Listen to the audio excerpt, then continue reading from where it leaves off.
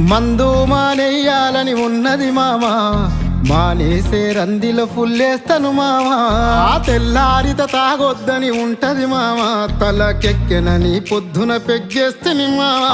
ఏమున్నది మామా ఈ మందు సీసలా, ఏమున్నది మామా ఈ మందు సీసలా, మన బతుకంతా బంది చేసినది సూడిలా. నీకు దండమే పెడతారు తాగుబోతులందరూ, గండమని తెలిసిన గుటగుట మింగేస్తుంటారు.